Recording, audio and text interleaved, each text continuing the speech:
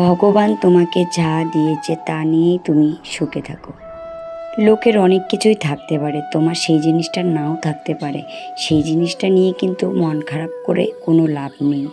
ভগবান তোমাকে যতটুকু তোমার প্রাপ্য ততটুকুই ভগবান তোমার কপালে লিখে রেখেছে। তার থেকে বেশি চাইলেও কিন্তু তুমি কখনো পাবে না। আর তার থেকে যদি তুমি কম চাও তুমি কখনো কোনোদিনও কিন্তু পাবে না। তো হ্যালো এভরিওয়ান, কেমন আছো তোমরা সকলেই? আশা করছি তোমরা সকলেই ভালো আছো, সুস্থ আছো। আমিও কিন্তু বেশ ভালো আছি।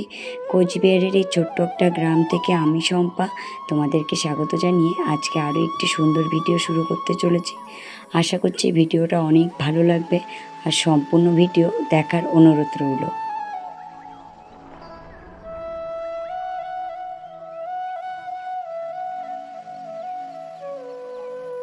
কয়েকদিন ধরে শরীরটা ভীষণ খারাপ, গলাটা একদমই বসে গেছে, কোনো কাজ ঠিকমতো করতে পারছি না। অনেকেই আছে যে মানুষেরটা দেখে জ্বলে, ওরা এত উন্নতি করছে, আমরা কেন করতে পারছি না। তোমরাও পরিশ্রম করো, কষ্ট করো, নিশ্চয়ই তোমরাও কিন্তু জীবনে উন্নতি করতে পারবে। আমার লাইফে তো বড় বড় বিপদ গেছে, এখন কিন্তু আমরা যথেষ্ট ভালো আছি। সব বিপদ কাটিয়ে এখন কিন্তু আমরা সুখে শান্তিতে সংসার করে নিচ্ছি। আমি কিন্তু কখনো, আমার যখন কিছু ছিল না, আমি কিন্তু কখনো হতাশা হইনি। সবসময় ভগবানের উপর বিশ্বাস করেছিলাম যে ভগবান ঠিক একদিন আমাকেও সেই সুখের মুখ অবশ্যই আমাকে দিবে। একদিন কিন্তু এমনও দিন গেছিলো যে আমি নিজেকে নিজে শেষ করে দিতেও চেয়েছিলাম। এমনও কিন্তু খারাপ দিন আমার জীবনে কিন্তু এসেছিল। সেই দিনগুলো কিন্তু আমি কাটিয়েছি। আজ কিন্তু আমি অনেক ভালো আছি, অনেক সুখে আছি। সব থেকে একটাই বড় কথা, ধৈর্য গুণ সব থেকে বড়। যে ধৈর্য করে থাকতে পারে সেই কিন্তু জীবনে টিকতে পারে। আর যাদের ধৈর্য শক্তিটা কম তারা কিন্তু অল্পতেই ভেঙে পড়ে যায়।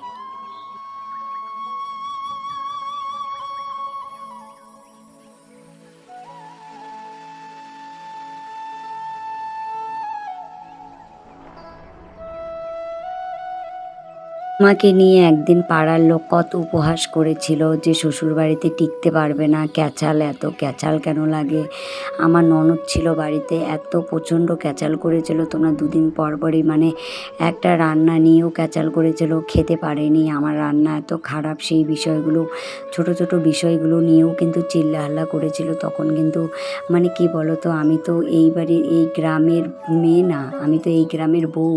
আমাকে কিন্তু অনেক মানুষ অনেক কথা বলেছিল যে, আমার ননদ তো সবসময় পাড়ায় পাড়ায় গিয়ে বলে আসতো যে ভাইয়ের বউ এরকম, ভাইয়ের বউ এরকম, ভাইয়ের বউ কাজ করে না, সারাদিন বসে আর ঘুমিয়ে থাকে। সেই কথাগুলো শুনে কিন্তু পাড়ার লোকও কিন্তু তাই ভেবেছিল যে সত্যিকারে বউটা খুব খারাপ, কোনো কাজ করে না, সারাদিন হয়তো বসে বসে শুয়ে শুয়ে ঘুমিয়ে খায়, এগুলোই কিন্তু ভেবেছিল। একদিন এমনও হয়ে গেছিলো, পাড়ার লোক আমার সঙ্গে, কোনো লোক আমার সঙ্গে কথা বলেনি। আজকে কিন্তু সেই পাড়ার লোকই কিন্তু আমাকে ডেকে নিয়ে আদর করে নিমন্ত্রণ করে খাওয়ায়। তার মধ্যে কত ভালো কথা, এখন রাস্তা বের হলে কত মানুষের কত ভালো ভালো কথা শুনতে পারি। কিন্তু তখন কিন্তু আমাকে এমনই একটা পর্যায়ে দাঁড় করিয়ে রেখেছিল যে ওরা আমার সঙ্গে এত নিন্দা শুনতে শুনতে ওরা একদিন এমনই ভেবেছিল যে আমার সঙ্গে কথা বললেই হয়তো তাদের বাড়ির বউ বা বউরা খারাপ হতে পারে। এমনও কিন্তু আমার দিন গেছিলো। মানুষ যখন মানুষকে এত খারাপ চোখে দেখে, তখন কিন্তু একটা মানুষের জীবনটা কিন্তু নরক হয়ে আসে। সেই কারণে কিন্তু একদিন আমি নিজেকে নিজে শেষ করে দিতে চেয়েছিলাম। শুধু আমার হাজব্যান্ডের মুখের দিকে তাকিয়ে কিন্তু আমি কোনো কিছু কোনো দিন পদক্ষেপ নেই। এতটাই আমার পরিস্থিতি খারাপ ছিল। আমি কিন্তু কখনো আমার বাবা মাকেও কখনো দোষ দিইনি যে তোমাদের জন্য এরকম হয়েছে। এগুলো কিন্তু আমি কখনো আমার বাবা মাকে বলিনি, কারণ আমি তো নিজেই পছন্দ করে বিয়ে করেছি, বাবা মাকে বলে আর কি করব। বললাম না, ভালোবাসা সুন্দর আর বিশ্বাস হয়। শুধু ভালোবাসার মানুষটা যদি ভালো থাকে তাহলেই কিন্তু ভালোবাসাটা যতই তোমাকে কি বলো তো, দুনিয়াটা যদি অন্ধকার হয়ে যায়, তবুও কিন্তু তুমি তাকে নিয়ে সুখে শান্তিতে কিন্তু সংসার করে থাকতে পারবে। কিন্তু এমনও কোনো কোনো ফ্যামিলিতে আছে যে সেই ফ্যামিলিতে শ্বশুর শাশুড়ি সবাই ভালো, ননদ ভালো, শ্বশুর শাশুড়ি সবাই ভালো, কিন্তু তার কিন্তু হাজব্যান্ডটা ভালো না, এমনও কিন্তু কারো ফ্যামিলিতে আছে। সেইটার জীবনটা কিন্তু আরও কঠিন, কারণ কিন্তু প্রত্যেকটা মানুষই যদি একটু খারাপ হয় তবুও কিন্তু হাজব্যান্ড যদি ভালো থাকে তাহলে কিন্তু একটা মেয়ের জীবনে কিন্তু অনেক বড় আর কি পাওয়া। আমার ছেলে যখন মারা গিয়েছিল তখন কিন্তু একদম বাড়ির লোক মানে কতদিন আমার সঙ্গে কথা বলেনি, মানে কিছু বলেনি, তখন কিন্তু ওদের একদম পিরিয়ডটা কিন্তু একদম জেগে উঠেছিল। এখন আমাকে মাঝে মাঝে বলে আমার নাতিটা যদি থাকতো তাহলে এত বড় হতো, এত হতো, মানে এখন আমাকে এই কথাগুলো বলে।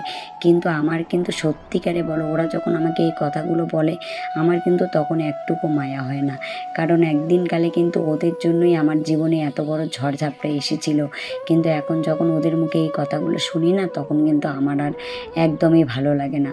তখন মনে হয় কি ওদের কাছ থেকে আমি সরে যাই, যে মানে নিজে কিন্তু সবসময় দায়ী মনে করি যে আমার ছেলে মরার পিছনে কিন্তু আমাদের বাড়ির লোকেরই দায়ী এসে, সেই কিন্তু দায়ীটা কিন্তু আমি সবসময় ওদেরকেই ভাবি। কিন্তু আমি যতদিন হয়তো বেঁচে থাকবো ততদিন কিন্তু আমার মন থেকে এই চিন্তা ভাবনাগুলো কিন্তু কখনো উঠবে না। ছেলে মরার ২ বৎসর পর কিন্তু মেয়ে পেটে এসেছিল। তারপর কিন্তু সবাই স্বাভাবিক হয়ে গেছিল। দেখেছিল যে একটা মানে মানে একটা বাচ্চা তো হারালাম। এখন যদি আর একটা বাচ্চা এরকম হয় তাহলে একটা কেমন দেখায়। তখন তো আমার বর একদম রোজগার করা শিখে গেছিল। মানে বর তখন সম্পূর্ণটা রোজগার করে, নিজের সংসার নিজে চালায়। যখন আমার মেয়ে পেটে আসলো তখন কিন্তু শ্বশুরমশাই মানে আমার হাজবেন্ডকে সম্পূর্ণ সংসারের দায়িত্ব কিন্তু দিয়ে দিল, যে তুই এখন সংসারটা চালা। তুই কি এমনও কথা বলেছে, তুই সংসার চালাতে পারবি না, বউ বাচ্চাকে খাওয়াইতে পারবি না। সেই থেকে কিন্তু তোমাদের দাদাভাইয়ের এত মনের মধ্যে একটা জেদ উঠে গেছিলো, তখন কিন্তু সে কিন্তু সংসারের হাল ধরে গেছিলো। তখন থেকে কিন্তু আজ পর্যন্ত আমার কোনো দিনও কখনো পিছন দিকে ভাবতে হয়নি। আমি কিন্তু এখন লাইফে কিন্তু এগিয়েই যাচ্ছি। এখন কিন্তু আর কখনো আমি পিছন দিকে তাকিয়ে দেখি না। যখন আমার মেয়ে জন্ম নিল তখন থেকে কিন্তু সবই স্বাভাবিকই ছিল কিছুদিন, তারপর থেকে কিন্তু আবার ঝামেলা শুরু হয়ে গেল, বাড়ি বাড়ি একদম অশান্তি শুরু হয়ে গেল। তারপর তো আমার তো যখন ছেলেটা মারা গেল তখন তো আমার একদম ব্রেনের মধ্যে আঘাত লেগে গেছিলো। এত কম বয়সে না এত বড় আঘাত আমি সহ্য করতে পারিনি। কি এমনও দিন গিয়েছিল, মানে যতদিন আমার মেয়ে পেটে ছিল তখন আমার মনে হয়েছিল যে আমার যদি এই বাচ্চাটাও কিছু হয়, সব সময় কিন্তু একটা মনের মধ্যে ভয় কাজ করেছিল। যে মায়ের প্রথম সন্তান হারিয়েছে সে মায়ের কিন্তু বুকটা সবসময় শূন্যই থাকে, সে মায়ের কিন্তু বুকটা কিন্তু কখনো মানে ভরে না। সেরকম কিন্তু আমার পরিস্থিতি হয়েছিল। আমার মেয়ে যখন পেটে এসেছিলো আমি কিন্তু অনেক ভয়ে ভয়ে ছিলাম, বাপের বাড়ি যেতাম না, ঘরের থেকে বের হতাম না, মানে কোনো জায়গায় যেতাম না, এত নিয়ম কানুন করে কিন্তু আমার মেয়ে হয়েছে আর কি।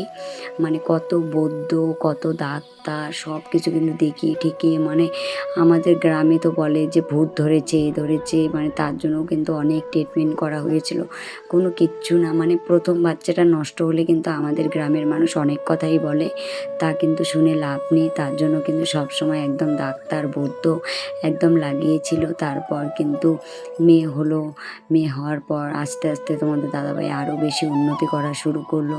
এখন কিন্তু সবই আছে, কিন্তু আমার লাভের থেকে ছেলেটাই নেই।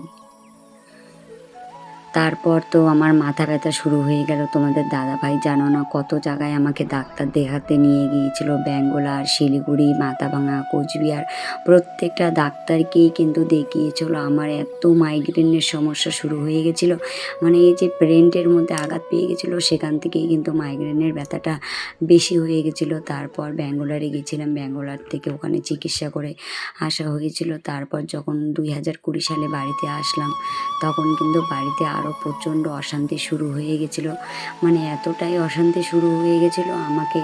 তখন তো আমার মাথা ব্যথা করতো বেশি, রান্নাঘরে যেতে পারতাম না, তখন আরও বেশি অত্যাচারটা একটু বেশি শুরু হয়ে গেছিলো। তখন আর কি সিদ্ধান্ত নেওয়া হলো যে হয়তো আমরা এই বাড়িতে থাকবো আর না হয়তো ওরা এই বাড়িতে থাকবে, এমন একটা সিদ্ধান্ত নেওয়া হলো। তারপর কিন্তু আর কি বাড়িটাও ভাগাভাগি হয়ে গেল, দোকানটাও ভাগাভাগি হয়ে গেল।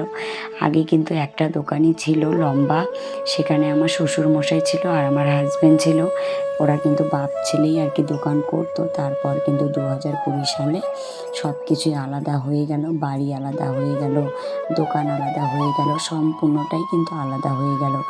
এখন কিন্তু আমরা আছি ঠাম্মা শাশুড়ি, আমার মেয়ে, আমি, হাজব্যান্ড, আমরা কিন্তু 4 জন এক বাড়িতে আছি। আর আমার ননদ, তারপর শ্বশুর শাশুড়ি আর ননদের ছেলে, ওরা কিন্তু এক বাড়িতে আছে। মানে 4 জন 4 জন করে সংসারে কিন্তু ভাগ হয়ে গেল। আর এখন কিন্তু সবই ঠিকঠাক, এখন আর কোনো অশান্তি ঝামেলা কিছুই নেই। এখন যদি কোনো জায়গায় নিমন্ত্রণ করে, মানে কি বলো তো, দাঁত থাকতে তো দাঁতের মর্ম বোঝে নেই। আমি যখন কাছে ছিলাম তখন কিন্তু ওরা আমার কখনো মর্মটা বোঝেনি। তখন ওরা সবসময় ভেবেই গেছিলো, আমার ননদও সবসময় ভেবে গেছিলো যে আমার ভাইয়ের বউটা মনে হয় খুব খারাপ। আর আমার শাশুড়িও সবসময় মনে করেছিল যে আমার ছেলের বউটা এত খারাপ পেয়েছি।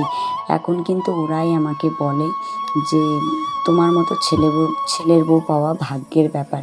এখন কিন্তু সবসময় ওদের মুখে এই কথাগুলোই শোনা যায়। কিন্তু এখন শুনে আমি কি করব? এখন তো শুনে আর আমার কোনো লাভ নেই। আমার তো সব কিছু শেষই হয়ে গেছে। এখন আর আমি কারো ভালো মন্দ কোনো বিষয় নিয়ে আমি শুনতে চাই না। আমার কিন্তু জীবনটা কিন্তু একদিন 4 দেওয়ালের মধ্যে একদম বন্দি হয়েছিল, কোনো জায়গায় যেতে পারতাম না। আর এখন কিন্তু আমার জীবনটা কিন্তু একদম উড়ন্ত পাখির মতো হয়ে গেছে। দুবেলা করে দোকানে যাই, রান্না বান্না করি, সারাদিন এগুলোকে টুকটাক কাজ করি, সোশ্যাল মিডিয়াতে কাজ করি, এগুলো করেই কিন্তু আমার সুন্দর সময় এখন কেটে যায়। এখন কিন্তু আমি আর কোনো কিছুই ভাবি না, এখন কিন্তু খুব ভালো আছি। আর কি বলো তো, জামা কাপড়গুলো গুছিয়ে নিলাম, অনেক দিন ধরে বললাম না ঘর বাড়ি ঠিক মতো গোছাতে পারছি না, সেই কারণে কিন্তু জামা কাপড়গুলো আজকে একদম গুছিয়ে নিলাম। বেড কাভারও পেতে নিলাম। কালকেই কিন্তু বেড কাভারটা ধুয়েছিলাম, কিন্তু এত শরীরটা অলসতা কাজ করেছিল না, কোনো কিছু কাজ আমার করতে ইচ্ছা করছিল না। মানে শরীরটাও খারাপ, মনটাও কিন্তু একদম ভালো ছিল না। মানে কী জানি মাঝে মাঝে মনটা যে এত কেন যে খারাপ হয়ে যায় আমি কিছুই বুঝতে পারি না। মানে মাঝে মাঝে হঠাৎ করে না আমার ছেলের কথা মনে পড়লেই আমার মনটা একদমই খারাপ হয়ে যায়। উপরের সুখ শান্তি সবাই দেখতে পারে, ভিতরের কষ্ট কিন্তু কেউ দেখতে পারে না। সেরকম কিন্তু আমার কিন্তু ভিতরেরটা কিন্তু শুধু আমিই জানি। আমার যে ছেলে মারা গেছে সেই যন্ত্রণাটা কিন্তু আমি কখনো ভুলতে পারবো না, আর সেটা কিন্তু কখনো সহ্য করার মতোও না। আমাকে যেহেতু ভগবান 10টা বাচ্চাও ফিরিয়ে দেয়, তবুও কিন্তু আমার সেই ছেলে সন্তানের মতো সন্তান কিন্তু আমি একটাও পাবো না, সেটাই কিন্তু আমার সবসময় মনে হয়। আর আমার মেয়ে কিন্তু 15ই আগস্ট থেকে স্কুল থেকে কিন্তু চলেও এসেছে। আর সাদা জামা পরে গেছিলো, ওর পছন্দ মতোই কিন্তু সাজিয়ে দিয়েছি। এখন তো মেয়ে বড় হয়ে গেছে, এখন কিন্তু আর মানে আমার ইচ্ছেতে কিন্তু আর কিছু হয় না। এখন কিন্তু সম্পূর্ণটা ওর ইচ্ছায় ডিপেন্ড করে, মানে ও কেমন করে সাজবে না সাজবে সম্পূর্ণটা কিন্তু ওর উপরেই মানে নির্ভর করে। আমাকে বলে যে আমাকে এভাবে চুল বেঁধে দাও, আমার কিন্তু সেইভাবেই চুল বেঁধে দিতে হবে। আর এখন কিন্তু আমি টিভি দেখছি আর কাজ করছি। আমার টিভি দেখে কাজ করতে না ভীষণ পছন্দ হয়। আর এটা কিন্তু ভাবনা পিছনে এসে দাঁড়িয়েছিল। আর দেখো ঘর পরিষ্কার করার পর যে ঘরগুলো যে এত সুন্দর লাগে না, মানে একটা রুমটা কিন্তু একদম ফ্রেশ লাগে, দেখতে কিন্তু অনেকটা সুন্দর লাগে। আর যতক্ষণ ঘর পরিষ্কার করা না হয় ততক্ষণ কিন্তু একদমই ভালো লাগে না। আর দোকানে গেছিলাম, দোকান থেকে কিন্তু বাড়িতেও চলে আসলাম। আর আমার মেয়ে কিন্তু ক্যাম্পা এনেছে, ক্যাম্পাটাকে ভাগ করছে যে কার কম আর কার বেশি হবে। তাহলে চলো বন্ধুরা, ভিডিওটা এই পর্যন্ত।